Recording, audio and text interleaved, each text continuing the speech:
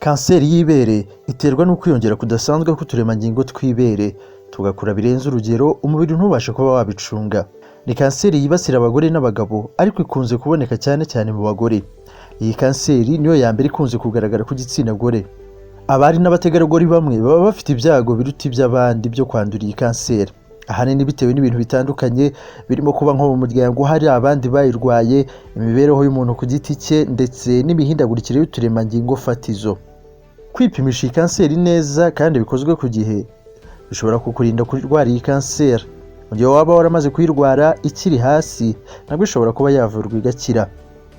Kanseri zose zibaho ari uko uturemangingo tw'umubiri twiyuburura ku bwinshi mu buryo budasanzwe. Icyitwa tumor kikaba ari uko uturemangingo dukorwa ku bwinshi umubiri ntubashe kuba wabicunga ugasanga twabaye twinshi cyane birengeje urugero. Iyi tumor ishobora kuba benign, ni ukuvuga itimuka. Iyi akenshi nta gitwara umubiri, cyangwa ikaba malignant. Iyi ni mbi cyane ku mubiri kuko igenda yimuka ariko ifata ibice bitandukanye by'umubiri. Iyo tumor ishobora kuba benign, ni ukuvuga itimuka. Iyi akenshi nta gitwara umubiri, cyangwa se ikaba malignant. Iyi ni mbi cyane ku mubiri kuko igenda yimuka ari nako ifata ibice bitandukanye by'umubiri. Kanseri y'ibere ni uturemangingo tugenda twimuka dufata n'ibindi bice by'ibere aribyo byitwa malignant tumor. Hari ibyiciro bitandukanye bya kanseri y'ibere. Ibyiciro bya kanseri y'ibere biba byerekana aho igeze n'urwego irimo.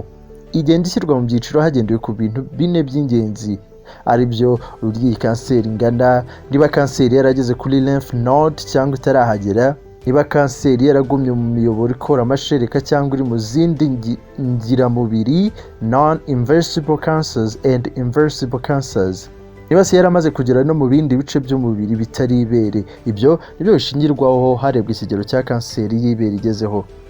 Ibimenyetso by'iyi kanseri bigenda bihindagurika bitewe n'umuntu.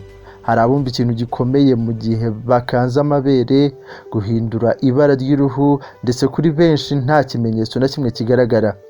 Hari igihe ibimenyetso biza biba bijya gusa nk'iby'ama-infection asanzwe cyangwa ikindi kibazo. Niyo mpamvu ari ngombwa kwisuzumisha kanseri y'ibere cyane cyane ku bafite ibyago byo kwirwara cyane, ni ukuvuga abagore bari hejuru y'imyaka 40. Iyi kanseri ivumbuye hakiri kare iravurwa kandi igakira.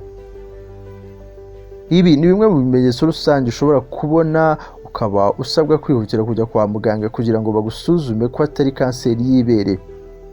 Muri ibyo bimenyetso harimo kubona ibere cyangwa agace ko kwibere karitsemo amazi, kubabara imoko cyangwa ubona itangiye kwinjira mu ibere, kuribwa amabere, kumva ikintu gikomeye ahagana munsi y'ukuboko hegereye amabere, gusohora mu ibere ibindi bitari amashereka, gutukura, gukomera cyangwa gukweduka kw'imoko cyangwa uruhu rwo kwibere, gufuruta uruhu rwo kwibere n'ibindi. Ikimenyetso benshi bahuriraho ni ukumva ikintu gikomeye mu ibere ushobora gukoraho nawe kumva ubwawe. Akenshi ntikiba kibabaza ariko kiba gikomeye, gishobora kandi kuza cyoroshye. Igihe cyose wumvise mu ibere ryawe harimo ikintu kidasanzwe, ni ngombwa kugana kwa muganga ukisuzumisha.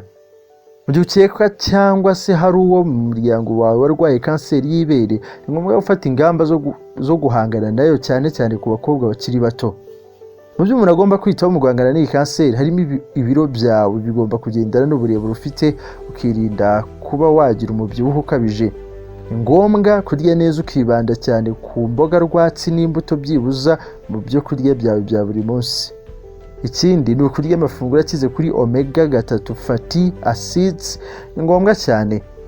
Ikindi ni ukwirinda cyangwa kugabanya ibinure byuzuye mu mafunguro umuntu afata. Kwirinda inyama zahinduwe, izokeje cyangwa izindi zitandukanye zicishwa mu nganda kuko zibamo ibinure bishobora kongera ibyago byo kurwara kanseri y'ibere. Ikindi ni ukwirinda kunywa inzoga cyane no kunywa itabi. Ibi nabyo bizagufasha mu kwirinda kanseri y'ibere ndetse n'izindi kanseri zitandukanye. Iyi ni isi mu ncamake. Nagushimiye cyane ko wari unkurikiye. Niba utarakora subscribe nagusaba gusiga ubikoze kugira ngo n'ibindi biganiro byacu ntibikagucike, ahubwo ujye uba uwa mbere mu bahita babibona. Njye nitwa Abraham Uwimana.